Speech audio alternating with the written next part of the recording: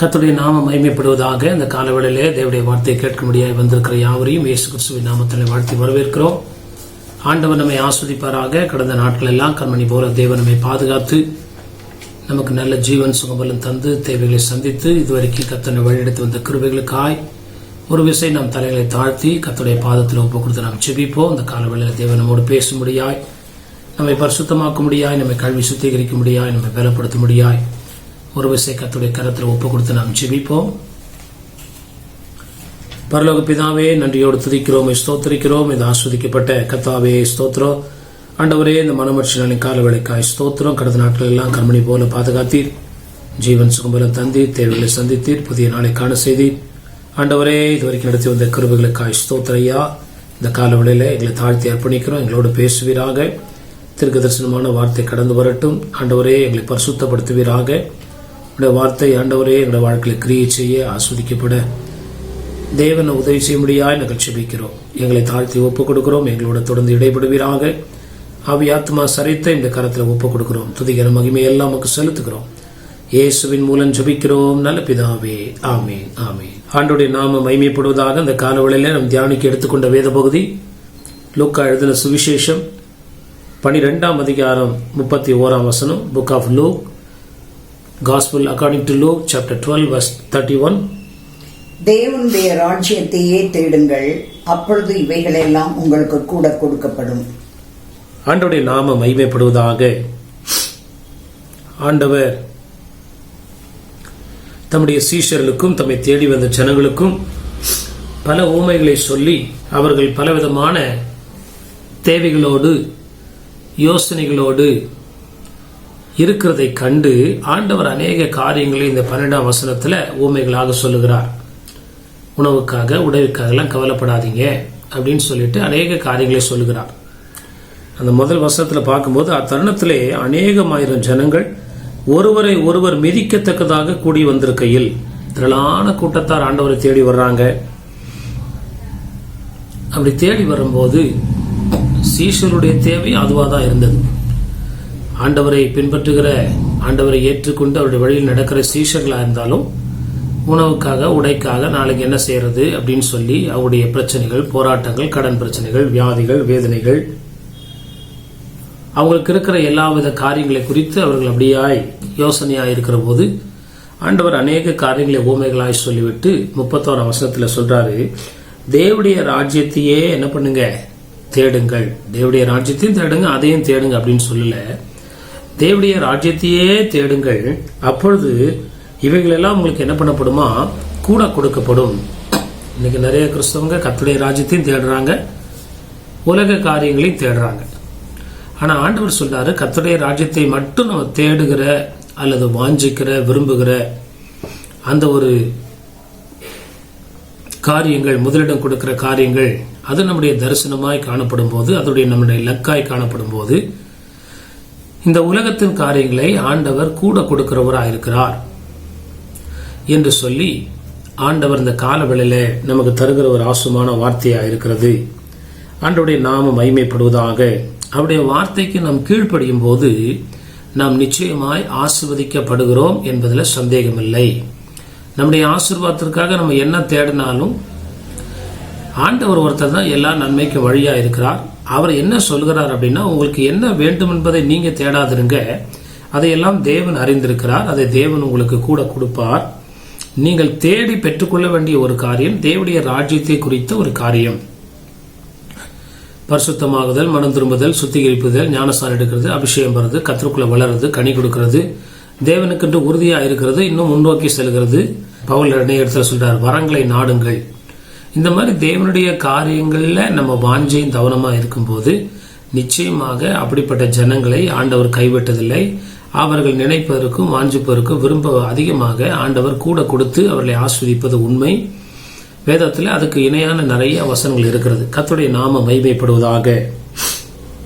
ஒரு சில காரியங்களை ஆண்டவர் திட்டவட்டமாய் சொல்லுகிறார். இன்னைக்கு பிரசங்கத்துடைய தலைப்பு என்ன அப்படின்னா, வார்த்தைகளுக்கு விசுவாசித்து கீழ்ப்படியுங்கள்.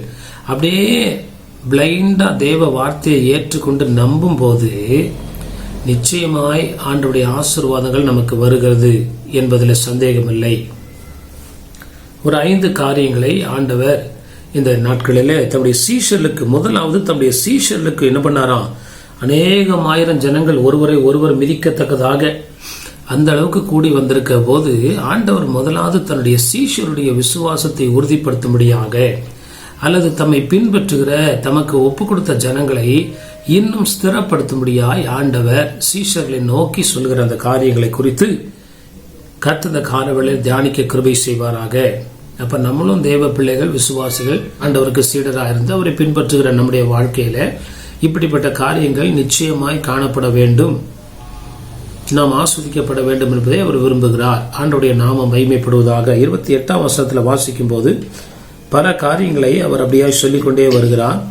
அப்படி சொல்லிக்கொண்டே வரும்போது 28ஆம் வசனத்தில் ஆண்டவர் சொல்றாரு, verse 28, Luke chapter 12 verse 28, லூக்கா 12ஆம் அதிகாரம் 28ஆம் வசனம். இப்படி இருக்க அற்ப விசுவாசிகளே, இன்றைக்கு காட்டிலிருந்து நாளைக்கு அடுப்பிலே போடப்படுகிற புல்லுக்கு தேவன் இவ்விதமாய் உடுத்துவித்தால் உங்களுக்கு உடுத்துவிப்பது அதிக நிச்சயம் அல்லவா? ஆண்டவருடைய நாம மகிமைப்படுவதாக. அநேக காரியங்களை அதுக்கு மேல நம்ம பார்க்கும்போது பல காரியங்களை ஆண்டவர் பேசிக்கொண்டே இருக்கிறார். ஆண்டவருடைய நாம மகிமைப்படுவதாக. அப்படி சொல்லிக்கிட்டு வரும்போது ஆண்டவர் சொல்லுகிற ஒரு காரியம், இப்படி இருக்க அற்ப விசுவாசிகளே. சீஷர்கள் படகுல போகும்போது படகு முழுகத்தக்க பெரிய காற்று உண்டாயிற்று. அப்ப சொல்றாரு, அற்ப விசுவாசிகளே, உங்களுக்கு விசுவாசம் இல்லையே அப்படின்னு சொல்லிட்டு ஒரு விஷயத்த சொல்றாரு. இப்படி இருக்க, எப்படி இருக்க, ஆண்டவர் காகங்களை எல்லாம் போஷிக்கிறாரு, உலகத்துள்ள எல்லா உயிரினங்களையும் போஷிக்கும் போது முதல்ல ஆண்டவர் சொல்லுகிற ஒரு காரியம், இன்றைக்கு காட்டிலிருந்து நாளைக்கு அடுப்பிலே போடப்படுகிற புல்லுக்கு தேவன் இவ்விதமாய் உடுத்துவித்தால் உங்களுக்கு உடுத்துவிப்பது அதிக நிச்சயம் அல்லவா? விசுவாசிகளை ஆண்டவர் உடுத்துவிப்பது, தேவைகளை சந்திப்பது, அவருடைய சாப்பாட்டு தேவையா இருக்கட்டும், அவருடைய அனுதின பொருளாதார தேவையா இருக்கட்டும், அடிப்படை தேவைகளா இருக்கட்டும், நிச்சயமாய் ஆண்டவர் சந்திப்பார் என்று சொல்லி ஆண்டவர் திட்டவட்டமான ஒரு வாக்குத்தத்தத்தை இங்கே கொடுக்கிறார். ஆண்டவருடைய நாமம் மகிமைப்படுவதாக. யாருக்கு? ஆண்டவரை தேடுகிற விசுவாசிகளுக்கு. அதுன்னு சொல்றாரு, அற்ப விசுவாசிகளே அப்படின்றாரு. விசுவாசம் சரியா இல்லாம இருந்தாலும் நீங்க என்னை பின்பற்றி வருகிறதுனால இந்த காரியங்கள்ல நான் உங்களுக்கு குறை வைக்க மாட்டேன்னு சொல்லி ஆண்டவரை தேட பின்பற்றும் போது, ஆண்டவரை பின்பதாக செல்லும் போது, இல்ல ஒருவன் என்னை பின்பற்றி வர விரும்பினால் தன்னைத்தான் வெறுத்து தன் சிலுவை எடுத்துக்கொண்டு வர கடவன். ஆண்டவர் சொல்லுகிற காரியங்கள், ஆண்டவரை நாம் உத்தமமாய் தேட ஆரம்பிக்கும் போதே ஆண்டவர் நம்முடைய அடிப்படை தேவைகளை அவர் நிச்சயமாய் சந்திக்கிறேன் என்று சொல்லி ஒரு வாக்கு கொடுக்கிறார். நிறைய வாக்கு தத்துவம் இருக்கிறதுல, செய்யவே செய்வேன், நிறைவேற்றுவே நிறைவேற்றுவேன், உங்களை ஆஸ்வதிக்கவே ஆஸ்வதிப்பேன், நீங்கள் பெருகவே பெருகுவீர்கள் அப்படின்னு நிறைய வார்த்தைகள் ஆண்டவர் வாக்குத்தத்தமா சொல்ற மாதிரி இந்த இடத்துல ஒரு வாக்கு கொடுக்கிறார் பாருங்க. இவ்விதமாய் உங்களை உடுத்துவித்தால் உங்களுக்கு உடுத்துவிப்பது அதிக நிச்சயம் அல்லவா? Very sure. ஆண்டவர் நம்முடைய தேவைகளை, அடிப்படை தேவைகளை, உணவு சம்பந்தமான தேவைகள், ஒவ்வொரு நாளுடைய தேவைகளை ஆண்டவர் சந்திக்க உண்மை உள்ளவராக இருக்கிறார் என்பதை நம்முடைய ஆழ் மனதில் எழுதி கொள்வோம். நம்ம தேவைகள், நம்மளுடைய அடிப்படை காரியங்கள் வெளியில சொல்லாம இருக்கலாம், யாருக்கும் தெரியாம இருக்கலாம். ஆனா ஆண்டவர் எல்லாவற்றையும் அறிந்தவராக இருக்கிறார். எவ்வளவு ட்ரெஸ் வச்சிருக்கோம், எது நமக்கு வேணும், எதை நம்ம வாஞ்சிக்கிறோம், எதை விரும்புகிறோம் அப்படின்னு சொல்லிட்டு ஆண்டவர் சொல்றாரு, நான் அதை என்ன பண்ணுவேன், உங்களுக்கு தர வல்லவரா இருக்கிறேன். மத்தேயு 6:30 இதே காரியங்களை இன்னொரு வார்த்தையில் ஆண்டவர் வெளிப்படுத்துறார் பாருங்க. Matthew chapter 6 verse 30. அற்ப விசுவாசிகளே, இன்றைக்கு இருந்து நாளைக்கு அடுப்பிலே போடப்படும் காட்டு புல்லுக்கு தேவன் இவ்விதமாய் உடுத்துவித்தால் உங்களுக்கு உடுத்துவிப்பது அதிக நிச்சயம் அல்லவா? ஆண்டவருடைய நாமம் மகிமைப்படுவதாக. ஆண்டவர் சொல்றார் அதே வார்த்தையை மத்தேயு சுவிசேஷத்திலே நம்ம பார்க்கிறோம், லூக்கா சுவிசேஷத்திலே பார்க்கிறோம். அற்ப விசுவாசிகளே, இன்றைக்கு இருந்து நாளைக்கு அடுப்பிலே போடப்படும் காட்டு புல்லுக்கு, இல்ல தாவரங்கள் ஆண்டவர் எப்படி எப்படியோ என்ன பண்றாரு உடுத்து வைக்கிறார், பல பல விதமான வர்ணங்களினாலே. ஆண்டவர் சொல்றாரு, காட்டு புல்லுக்கு தேவன் இவ்விதமாய் உடுத்துவித்தால் உங்களுக்கு உடுத்துவிப்பது அதிக நிச்சயம் அல்லவா? நீங்கள் அவைகளை பார்க்கல விசேஷமானவர்கள் சொல்லி அந்த மேற்கொண்ட வசனங்கள்ல ஆண்டவர் பல இடங்கள்ல சொல்லுகிறார். ஆண்டவருடைய நாமம் மகிமைப்படுவதாக. நாம் விசேஷித்தவர்கள் என்பதை மறந்து போக வேண்டாம். அவருடைய கையினால உருவாக்கப்பட்டவர்கள், அவரால் அழைக்கப்பட்டவர்கள், தெரிந்து கொள்ளப்பட்டவர்கள், இன்னைக்கு ஆண்டவரை ஏத்துக்கிட்டு அவர் பின்னாடி வர்றோம்னா ஆண்டவர் நம்மை முன்குறித்திருக்கிறார் என்பதை அறிந்து கொள்வோமாக. ஆண்டவருடைய நாமம் மகிமைப்படுவதாக. அப்போ ஆண்டவர் சொல்லுகிற வார்த்தை, இந்த வார்த்தைகளை நம்ம விசுவாசிச்சு கர்த்தரினுடைய அடிப்படை தேவைகளை அதிகமாக மீதியாக சந்திக்க வல்லவராக இருக்கிறார். அதனால இந்த நாட்களில் நான் தேட வேண்டிய ஒரு காரியம் என்னவென்றால், தேவனுடைய ராஜ்யத்தை குறித்த காரியங்களை நான் தேடிதான் கண்டுபிடிக்க வேண்டும், தேடுவது அவசியம் என்று சொல்லி நாம் நம்மை ஒப்பு கொடுக்கிற வேளையில கர்த்தர் இப்படிப்பட்ட காரியங்களை செய்து நம்மை ஆஸ்வதிக்க வல்லவராக இருக்கிறார். 29ஆம் வசனத்துல இரண்டாவது ஒரு காரியத்தை ஆண்டவர் சொல்றாரு பாருங்க. லூக் சாப்டர் 12:29, லூக்கா 12:29. ஆகையால் எண்ணத்தை உண்போம் எண்ணத்தை குடிப்போம் என்று நீங்கள் கேளாமலும் சந்தேகப்படாமலும் இருங்கள். ரெண்டாவது சொல்றாரு பாருங்க, நீங்க கேட்கவே என்ன பண்ணக்கூடாதான், கூடாது. ஆகையால் எண்ணத்தை உண்போம் எண்ணத்தை குடிப்போம் என்று நீங்கள் என்ன பண்ணக்கூடாதான், கேளாமலும். அப்படின்னா இந்த ஒரு காரியத்தை நீங்க ரொம்ப என்ன பண்ணாதீங்க, அதை யோசித்து சிந்தித்து கலங்காதபடி அந்த வசனம் சொல்லுது, சந்தேகப்படாமலும் இருங்கள். எப்படி கர்த்தர் தேவைகளை சந்திப்பாரு, நம்முடைய காரியங்கள் அவருக்கு எப்படி தெரியும் அப்படின்னு சொல்லி நம்ம முதல்ல சந்தேகப்படக்கூடாது. ரெண்டாவது, அதையே நம்ம என்ன பண்ணக்கூடாது, எனக்கு வேண்டும் வேண்டும் என்று கேளாதபடி. அதுக்கு பேர் தான் விசுவாசம். விசுவாசம் அப்படின்னா என்ன, கர்த்தர் பார்த்து கொள்வார், அவ்வளவுதான். ஆபிரகாம் சொல்றாரு, கர்த்தர் பார்த்து கொள்வார். அப்ப நம்மை அழைத்தவர், தரிசனம் கொடுத்தவர், இதுவரைக்கும் நடத்தினவர் எப்படி நம்மளை விட்டு விடுவார் என்று சொல்லி ஆபிரகாம் தேவன் மேல அசைக்க முடியாத நம்பிக்கை வைத்திருந்தது போல இதுவரைக்கும் நம்மளை தப்புவித்து தாங்கி ஆதரித்து எத்தனையோ நன்மைகளை செய்து நம்ம நினைக்கிற நேரம்லாம் உடனே கதவு திறந்தார, இன்னும் அவர் நம்ம மேல நோக்கமா இருக்கிறார் என்று சொல்லி அந்த விசுவாசத்தை பொறுமையோடு நிதானமாய் அமைதலா இருக்கும்போது ஆண்டவர் நிச்சயமாய் நம்முடைய வாழ்க்கையிலே செய்ய வல்லவராய் இருக்கிறார். முதலாவது, ஆண்டவர் நிச்சயமாய் செய்வேன் என்ற வார்த்தைகளை ஆணித்தரமாய் நம்ம நம்ப வேண்டும். ரெண்டாவது, நம்ம எவ்வளவாக என்ன பண்ணக்கூடாது, சந்தேகப்படக்கூடாது. கர்த்தரிடத்துல கேட்கிற நம்ம அவர் செய்வாரா செய்ய மாட்டாரா, இன்னைக்கு நான் வெட்கப்பட்டு போவேனா அப்படின்ற ஒரு கவலைகளோ சந்தேகங்களோ இல்லாதபடி அதை விட்டு அந்த நேரத்தை ஜெபத்திலேயே கழிக்கும் போது, தேவனை ஆராதிக்கிற துதிக்கிறதுல நம்முடைய நேரங்களை செலவிடும் போது நம்முடைய காரியங்களை நிச்சயமாய் ஆண்டவர் நிறைவேற்ற வல்லமுடையவராக இருக்கிறார். மத்திய சுவிசேஷத்துல இதே வசனத்தை இன்னொரு இடத்துலயும் சொல்லப்படுகிறது. மத்திய 6:31 வாசிக்கும் போது, Matthew chapter 6:31, ஆகையால் எண்ணத்தை உண்போம் எண்ணத்தை குடிப்போம் எண்ணத்தை உடுப்போம் என்று கவலைப்படாதிருங்கள். ஆண்டவருடைய நாமம் மகிமைப்படுவதாக. இதோடைய தொடர்ச்சியில 30ஆம் வசனத்துல இவைகளெல்லாம் உலகத்தார் தேடுகிறார்கள். உலகத்தார், ஆண்டவரை அறியாதவர்கள், ஆண்டவரை பின்பற்றாதவர்களுக்கு இது ஒரு முக்கியமான ஒரு காரியம், எண்ணத்தை உடுத்துறது, எண்ணத்தை உண்பது அப்படின்னு. ஆனா ஆண்டவர் சொல்றாரு, இதெல்லாம் நீங்க கேட்டுதான் நீங்க பெற்றுக்கொள்ள அவசியம் அல்ல, உங்களை படைத்த நான் உங்களை போஷிக்க நான் அப்படியே வல்லமையுடையவராக இருக்கிறேன். ஆண்டவருடைய நாமம் மகிமைப்படுவதாக. அன்பான தேவ பிள்ளைகளே, கர்த்தர் நமக்கு தகப்பனா இருக்கிறார். தன் பிள்ளைகளுடைய தேவைகளை ஆண்டவர் அறிந்தவராக இருக்கிறார். நிச்சயமாய் அதை நிறைவேற்றுவது அவருடைய கடமைகள் ஒன்றாக இருக்கிறது. நம்ம எதிர்பார்த்து இருக்கிறத விட நம்ம ஆண்டவர் மேல நம்பிக்கை வைத்து அமைதலா இருக்கும் போது ஆண்டவர் எல்லாவற்றையும் நமக்கு தர வல்லவராக இருக்கிறார். ஆண்டவருடைய நாமம் மகிமைப்படுவதாக. மூன்றாவது ஒரு காரியங்களை 30ஆம் வசனத்துல வாசிக்கும் போது, லூக் சாப்டர் 12:30, லூக்கா 12ஆம் அதிகாரம் 30ஆம் வசனத்துல ஆண்டவர் மூன்றாவது ஒரு விஷயத்தை சொல்றார். கவனிங்க. இவைகளை எல்லாம் உலகத்தார் நாடி தேடுகிறார்கள், இவைகள் உங்களுக்கு வேண்டியவைகள் என்று உங்கள் பிதாவானவர் அறிந்திருக்கிறார். மூன்றாவது, நம்ம இருதயத்தில் எழுதி கொள்ள வேண்டிய விஷயம், எனக்கு என்ன தேவை என்பதை ஆண்டவர் என்ன பண்ணியிருக்கிறாரு, அறிந்திருக்கிறார். நம்ம சொல்லி வாயை திறந்து ஜெபம் பண்ணி இல்ல மற்றவங்கள்ட்ட சொல்லி அப்படிலாம் ஆண்டவர் கேட்கிறவர் அல்ல.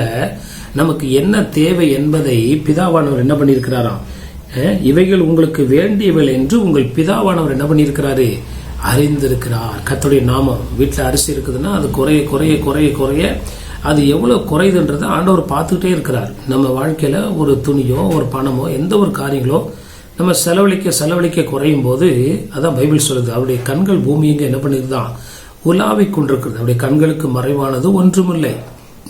அப்ப ஆண்டுடைய பார்வையில எல்லாமே பிரத்யட்சமா இருக்கிறதுனால நம்முடைய இருதயத்துல ஆழமாய் விசுவாசிப்போம், எனக்கு என்ன தேவை என்பதை பரமபிதா அறிந்திருக்கிறார். அப்ப ஏன் எங்க வாழ்க்கையில நடக்கல, நாங்க ஜோமனி ஏன் கிடைக்கல அப்படின்னு ஒருவேளை நமக்கு டவுட் வரலாம். அதுக்குதான் சொல்லுது, நம் தேவனுடைய காரியங்களை தேட ஆரம்பிக்கும் போது இவைகளை ஆண்டவர் கூட கொடுத்து கொண்டே இருப்பார் சாகிற வரைக்கும். என் ஜீவனுள்ள நாளெல்லாம் நன்மையின் கிருபை என்ன பண்ணுமா, என்னை தொடரும். நான் அது பின்னாடி போகணும்னு அவசியம் இல்லை, அவைகள் என்னை தேடி வரும். என் தேவைகளை அறிந்த தேவன் அவை எனக்கு கொண்டு வந்து தர வல்லவராய் இருக்கிறார். ஆண்டவருடைய நாமம் மகிமைப்படுவதாக. மத்தேயு 6:32 இதே வார்த்தை ஆண்டவர் குறிப்பிடுகிறதை நம்ம வாசிக்கலாம் ஒரு தடவை. Matthew chapter 6 verse 32. Matthew chapter 6 verse 32. இவைகளெல்லாம் அஞ்ஞானிகள் நாடி தேடுகிறார்கள், இவைகளெல்லாம் உங்களுக்கு வேண்டியவைகள் என்று உங்கள் பரமபிதா அறிந்திருக்கிறார். இவைகளெல்லாம் அஞ்ஞானிகள் அப்படின்னா உலக ஜனங்கள் நாடி தேடுகிறார்கள். இவைகளெல்லாம் அவங்க சொல்லுவாங்க, சாப்பாடு தான் வாழ்க்கையில, சாப்பாடு இல்லைன்னா ஒன்றும் இல்லை, பணம் இல்லைன்னா ஒன்றும் இல்லை, ஆண்டவர் வந்து என்ன பண்ணியும், நல்ல ட்ரெஸ் வேணும், எதிர்கால சொத்துக்கள் வேணும், இதுதான் வாழ்க்கையில முக்கியம். இது வந்து தேவ ஞானம் கிடையாது, உலக ஞானம். அஞ்ஞானிகள் உலகத்துடைய ஞானம். உலகத்துடைய ஞானம் எப்படின்னா அந்த அழிஞ்சு போற காரியங்களை பெருசா அவங்க யோசிப்பாங்க. ஆனா நம்ம அழியாத நித்திய ராஜ்யத்தை நம்ம வாஞ்சிக்கிறவளா இருக்கிறபடினால இந்த காரியங்களை ஆண்டவர் நமக்கு மீதியா இருக்க பண்ண வல்லவரா இருக்கிறார். கர்த்தருடைய நாமம் மகிமைப்படுவதாக. இவைகளெல்லாம் அஞ்ஞானிகள் நாடி தேடுகிறார்கள், இவைகளெல்லாம் உங்களுக்கு வேண்டியவர்கள் என்று யார் அறிந்திருக்கிறார்களாம்? பரமபிதாவே அறிந்திருக்கிறார். அதான் நான் சொன்னேன், நம்முடைய வாழ்க்கையில நம்ம காரியங்கள், ஆண்டவர் கொடுக்கிற ஆசீர்வாதங்கள் குறையும் போது அது திரும்ப நிறைவு பெற வேண்டும் என்று ஆண்டவர் அறிந்திருக்கிறார். அவருக்கு மறைவானது ஒன்றுமில்லை என்பதை நம்ம அறிந்து கொள்ளுமாக. அவருடைய கண்களுக்கு மறைவானது ஒன்றுமில்லைன்னு வசனம் சொல்லுது. நம்முடைய சிறுமை, உபத்திரவம், வியாகுலம், வேதனை, கஷ்டங்கள், பொருளாதார நெருக்கடிகள், பிரச்சனைகள், மன சோர்வுகள் எல்லாம் ஆண்டவர் தெரியும்.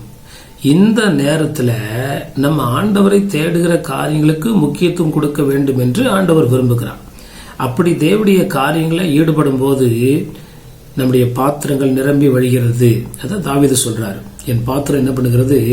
நிரம்பி வழிகிறது. எப்போ அது நிரம்பி வழியும்னா அந்த பாத்திரத்து மேலேயே நம்ம கண்ணா இருக்காதபடி, சாப்பிடணும், தூங்கணும், உலக காரியங்கள் இதுதான் முக்கியன்றது இல்லாதபடி கர்த்தர் பார்த்து கொள்வார் என்று சொல்லி தேவனுடைய காரியங்களுக்கு நம்ம ஒப்பு கொடுத்து கர்த்தரை உயர்த்துகிற காரியங்களை நம்ம முற்றிலுமாய் அர்ப்பணிக்கிற வேளையில ஆண்டவர் நம்முடைய பாத்திரங்களை நிரம்பி வழிய பண்ண உண்மை உள்ளவராக இருக்கிறார் என்பதில் சந்தேகமில்லை. நம்ம ஜெபிச்சுதான் நிரம்பி வழின்னு அவசியம் இல்லை. ஏன்னா நம்ம 29ஆம் வசனத்துல பார்த்தோம், நீங்கள் கேளாமலும் சந்தேகப்படாமலும் இருங்கள். ஆண்டவர்கிட்ட எனக்கு இது வேணும் அது வேணும் கேட்க வேண்டாம். கேட்க வேண்டிய ஒரே காரியம் பரலோக ராஜ்ய காரியங்களை குறித்து கேட்கும் போது ஆண்டவர் பூலோக காரியங்களை நம்முடைய வாழ்க்கையில நிரம்பி வழிய பண்ணுவது உண்மை என்பதை மறந்துவிட வேண்டாம். முதலாவது தேவனுடைய ராஜ்யத்தை அவருடைய நீதியை தேடுங்கள், அப்போது இவர்களை என்ன பண்ணப்படும்? கூட கொடுக்கப்படும். மத்தேயு 6:33 ஆண்டவர் அந்த வார்த்தையை இன்னொரு விஷயம் உறுதிப்படுத்துகிறார். கர்த்தருடைய நாமம் மகிமைப்படுவதாக. தேவான தேவ பிள்ளைகளை பிராக்டிஸா நம்ம லைஃப்ல அதை அப்ளை பண்ணும் போதுதான் ஆண்டவருடைய வல்லமையுள்ள கரத்தை நம்ம வாழ்க்கையில பார்க்க முடியும். ஆண்டவருடைய நாமம் மகிமைப்படுவதாக. இதெல்லாம் தேவனுக்கு லேசான காரியம். நமக்கு ஒரு வீட்டை கொடுக்கறதோ இல்ல இவர்கள் கூட கொடுக்கப்படும். அப்படின்னா என்ன? நம்ம ஒரு சின்ன வீடு வேணும் அப்படின்னு குடியிருக்க நம்ம நினைப்போம், ஆண்டவர் அதை விட பல மடங்கு பெருசா தருவார். ஒரு சிறிய வேலைக்காய் ஜெபிப்போம், ஆண்டவர் பெரிய வேலையை தருவார். ஒரு சின்ன வருமானம் இருந்தா போதும் நினைப்போம், ஆண்டவர் அதுல மிகுதியாய் மீதியா இருக்க கர்த்தர் கிருபை செய்வார். எந்த ஒரு விஷயத்தையுமே ஆண்டவர் கூட கொடுக்கிறவர் என்பதை அறிந்து கொள்வோமாக. கர்த்தருடைய நாமம் மகிமைப்படுவதாக. நம்மளா முயற்சி செய்து வாங்குறதை விட கர்த்தர் கொடுத்தாருன்னா அது என்னைக்குமே அது நம்முடைய சந்ததிகளுக்கும் போதுமானதா இருக்கிறபடி கர்த்தர் நம்மை அழைத்திருக்கிறார், ஆஸ்வதிக்கிறார் என்பதை அறிந்து கொள்வோமாக. கர்த்தருடைய நாமம் மகிமைப்படுவதாக.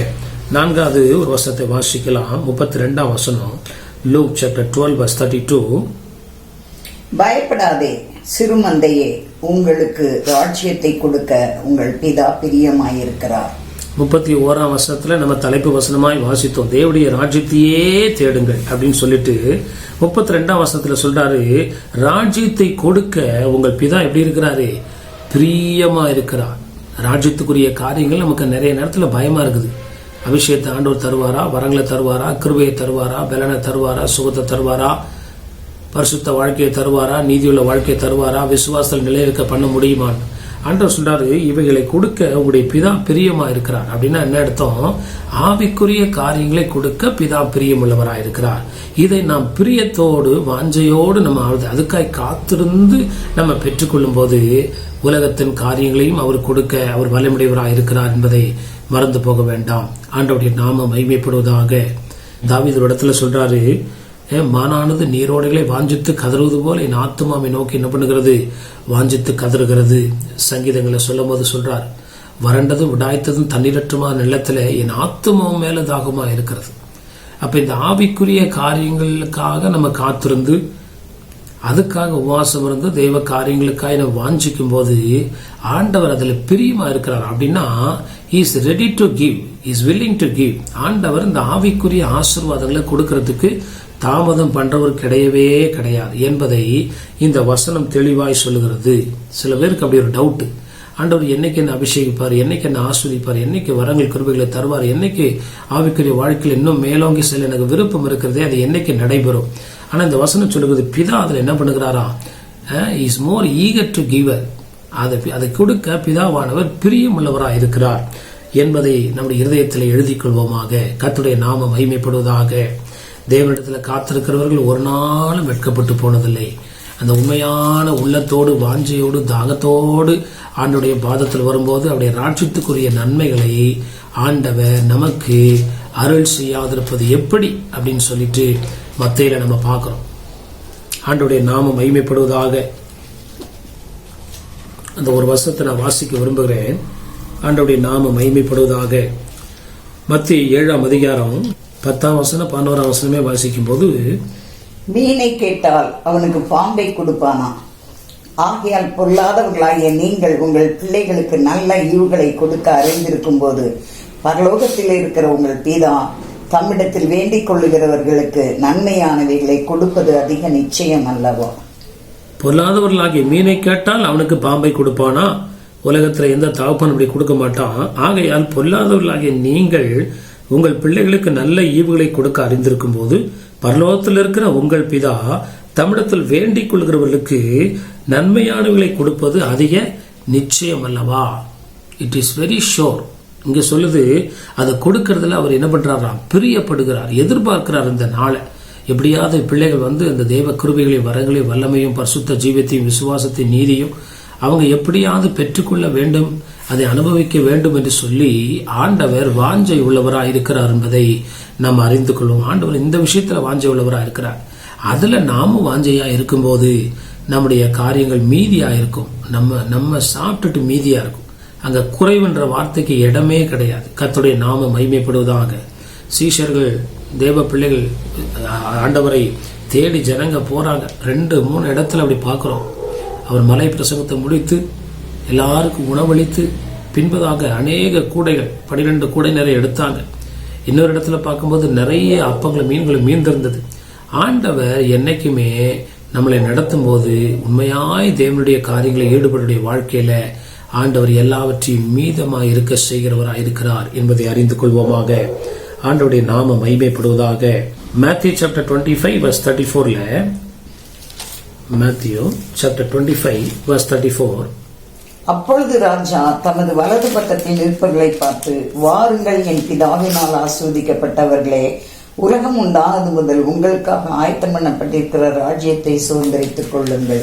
ஆண்டவருடைய நாமம் மகிமைப்படுவதாக. அவர் தம்முடைய ராஜ்யத்தை கொடுக்க பிதா பிரியமா இருக்கிறார் என்று நம்ம வாசிச்சோம். மத்தேயுவிலே அந்த வசனங்கள் சொல்லுகிறது, அப்பொழுது ராஜா தமது வலது பக்கத்தில் நிற்பவர்களை பார்த்து, வாருங்கள் என் பிதாவினால் ஆஸ்வதிக்கப்பட்டவர்களே, உலகம் உண்டான முதல் உங்களுக்காக ஆயத்தம் பண்ணப்பட்டிருக்கிற ராஜ்யத்தை என்ன பண்ணுங்க, சுதந்திரித்துக் கொள்ளுங்கள். கர்த்தருடைய நாமம். இது பரலோகத்தில் நடக்கிற ஒரு காரியமா இருந்தாலும் ஆண்டவர் பூலோகத்திலே எங்கேயே நமக்கு எப்படிப்பட்டவரா இருக்கிறாரு, அவருடைய ராஜ்யத்தை கொடுக்க பிதா பிரியமா இருக்கிறார். அவருடைய ராஜ்யத்தினுடைய காரியங்கள்ல நாம் ஈடுபடுகிறவர்களாய் காணப்பட வேண்டும் என்று அவர் அதிகமாய் விரும்புகிறார்.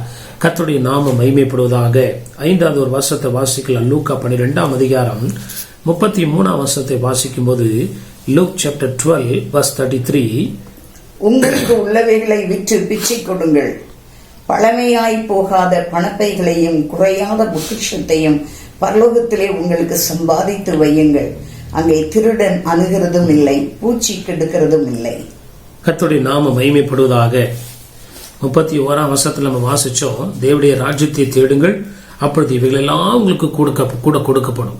அப்ப தேவனுடைய ராஜ்யத்தை தேடுகிற காரியங்கள்ல இன்னும் முடிவடையல. இன்னும் கடைசியா ஒரு காரியத்தை ஆண்டவர் சொல்றாரு, உங்களுக்கு உள்ளவைகளை விற்று என்ன பண்ணுங்க, பிச்சை கொடுங்கள். அப்படின்னா உங்களை முற்றிலும் ஆண்டவருக்கு என்ன பண்ணுங்க, விட்டு கொடுங்கள்.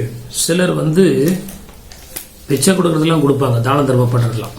ஆனா அவங்களுடைய ஆவி ஆத்மாவை கொடுக்க மாட்டாங்க. சிலவங்க ஆவி ஆத்மாவை கொடுத்துருவாங்க, அந்த சரீரத்துக்கு உண்டான காரியங்களை கொடுக்கறதுக்கு அவளுக்கு விருப்பம் இருக்காது. இங்க வசனம் சொல்லுகிறது, உங்களுக்கு உள்ளவைகளை விற்று பிச்சை கொடுங்கள், பழமையாய் போகாத பணப்பைகளையும் குறையாத பொக்கிஷத்தையும் பரலோகத்தில் என்ன பண்ணுங்க, உங்களுக்கு சம்பாதித்து வைங்க. அங்கே திருடன் அணுகிறதும் இல்லை, பூச்சி கெடுக்கிறதும் இல்லை. கர்த்தருடைய நாமம் மகிமைப்படுவதாக. இந்த காரியங்கள் அநேக கிறிஸ்துடைய வாழ்க்கையில குறைவுள்ளதா இருக்கிறபடினால அவங்க வாழ்க்கையில மீதியாய் அல்லது அதிக நன்மைகளை அவர்கள் அனுபவிக்காதபடி இப்படிப்பட்ட ஒரு காரியம் தடை செய்கிறதா இருக்கிறது என்பதை அறிந்து ஆண்டவரை தேடுறோம். நம்ம இருதயத்தை கொடுக்கிறோம், நம்ம வாழ்க்கையை கொடுக்கிறோம். அது மட்டும் இல்ல, நமக்கு உண்டான எல்லாவற்றையும் தேவனுக்கு முற்றிலும் கொடுக்கும் போது கர்த்தருடைய நாமம் மகிமைப்படுவதாக. எல்லா விதத்துல நம்ம இந்த உலகத்துல தேவனை உண்மையா எங்களுக்கு வேண்டும் சொல்ற நம்முடைய காரியங்கள்ல என்ன பரலோக ராஜ்ய காரியங்கள் அது மிக அதிசயமானது, மேன்மையானது. அந்த காரியங்கள் நமக்கு வேண்டும் என்றால் உலக காரியங்கள் மேல நமக்கு நாட்டம் இல்லாதபடி தேவன் விரும்புகிற காரியங்களை நம்ம எல்லாவற்றையும் மனப்பூர்வமாய் கொடுக்கும் போது ஆண்டவர் நிச்சயமாய் நம்மை ஆஸ்வதிக்க வல்லமுடையவராக இருக்கிறார். கர்த்தருடைய நாமம் மகிமைப்படுவதாக. ஒரு வருஷத்தை நம்ம வாசிக்கும் போது மத்தேயு 19 அதிகாரம் 21 வசனம், Matthew chapter 19 verse 21. அதற்கு இயேசு, நீ பூரண சர்க்குணனாய் இருக்க விரும்பினால் போய் உனக்கு உண்டானவைகளை விற்று தரித்திரருக்கு கொடு, அப்பொழுது பரலோகத்தில் உனக்கு பொக்கிஷம் உண்டாயிருக்கும், பின்பு என்னை பின்பற்றி வாய். நித்திய ஜீவனை அடையிறதுக்கு அல்லது இந்த ராஜ்யத்தை பெறகிறதுக்கு நான் ரொம்ப வாஞ்சையா இருக்கிறேன்னு சொல்லி ஒருத்தன் வரான். அப்ப ஆண்டவர் நல்லா பாக்குறார். பார்த்துட்டு இவனுக்கு வாஞ்சையெல்லாம் இருக்கிறதா இல்லைன்னு சொல்லல, ஆனா உலகத்தை விடவும் அவனுக்கு என்ன பண்ணல, மனசு இல்லை. உண்மைதான், இன்னைக்கு நிறைய கிறிஸ்தவங்களுக்கு தேவன் மேல வாஞ்சை, பற்றுதல், தாகம், வைராக்கியம் எல்லாம் இருக்குது. ஆனா தன்னை பின்தொடர்ந்து வருகிற சில உலகத்தினுடைய காரியங்களை ஆண்டவருக்கென்று முற்றிலும் விட்டு கொடுக்க மனதில்லாமல் இருக்கிறபடினால அவருடைய வாழ்க்கையில நிறைவான ஆசீர்வாதங்கள் இல்லாமல் போகிறது. அது மாத்திரமல்ல, ஆவிக்குரிய அந்த ராஜ்யத்தினுடைய காரியங்களையும் அவங்க நிறைவாய் காணப்படாதபடி இது ஒரு தடையா இருக்கிறது என்பதை அறிந்து கொள்வோமாக. கர்த்தருடைய நாமம் மகிமைப்படுவதாக. 16 வசனத்தில், அப்பொழுது ஒருவன் வந்து அவரை நோக்கி, நல்ல போதகரே, நித்திய ஜீவனை அடைவதற்கு நான் எந்த நன்மையை செய்ய வேண்டும் என்று கேட்டான். அந்த ராஜ்யத்தை நான் சுதந்திரிக்கணும், அந்த தேவனுடைய ராஜ்யம் எனக்கு வேண்டும், நான் தேவனுடைய ராஜ்யத்தை தேடுறேன் அப்படின்னு சொல்லும் போது ஆண்டவர் அவனுடைய இதயத்தை அறிந்து, நீங்களும் நான் இருந்தா நம்ம என்ன பண்ணிருப்போம், இந்த வாலிப நாட்களை இப்படி ஒரு வாஞ்சை இருக்கிறது. அவனுக்கு என்ன வயசுன்னு தெரியல. கர்த்தருடைய நாமம் மகிமைப்படுவதாக. அவன் வாலிபன் சொல்லி 20ஆம் வசனத்துல சொல்லப்படுகிறது. ரொம்ப வாஞ்சையா வர்றான். நம்மளா தான் என்ன அந்த வாலிப நாட்களை என்ன ஒரு அர்ப்பணிப்பு பாருங்க, என்ன ஒரு தியாகம் பாருங்க அப்படின்னு நம்ம நினைச்சிருப்போம். ஆண்டவர் அதுல பிரியப்பட்டார். அவனை ஒன்னும் சொல்லல, எப்ப நீ ரொம்ப வாஞ்சையா இருக்கிற, ஆனா ஒரே ஒரு காரியத்தை நீ செய்யும் போதுதான் அந்த நித்திய ஜீவனை பரிபூர்ணமா சுதந்திரிக்க முடியும் சொல்லிட்டு சொல்றாரு. 21ஆம் வசனத்துல, நீ பூரண சர்க்குணனா இருக்க விரும்பினால், பூரண சர்க்குணனா இருந்தாதான் நம்ம எங்க போக முடியும், தேவனுடைய ராஜ்யத்துக்கு போக முடியும். போய் உனக்கு உண்டானவைகளை விற்று தரித்திரருக்கு கொடு, அப்பொழுது பரலோகத்தில் உனக்கு பொக்கிஷம் உண்டாயிருக்கும், பின்பு என்னை பின்பற்றி வா என்றார். அதுக்கு பின்னாடி இந்த வாலிபன் மிகுந்த ஆஸ்தி உள்ளவனா இருந்தபடினால் இந்த வார்த்தையை கேட்ட பொழுது துக்கமடைந்தவனா என்ன பண்ணிட்டானா, போய்விட்டான்.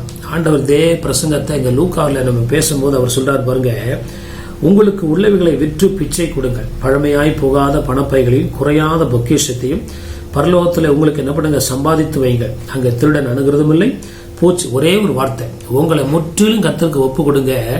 அப்போ தேவன் நிச்சயமாய் நம்முடைய வாழ்க்கையில ராஜ்யத்தை தேவன் நமக்கு தருவார், ராஜ்யத்துடைய அதிகாரங்களை தருவார், ராஜ்யத்தினுடைய ஆளுகையை தருவார், ராஜ்யத்தினுடைய ஆசீர்வாதங்களை என்ன பண்ணுவாரு, நமக்கு தர வல்லவரா இருக்கிறார். என்னோட பாடுபட்டால் என்னோட ஆளுகை என்ன பண்ணுவீங்க, செய்வீங்க.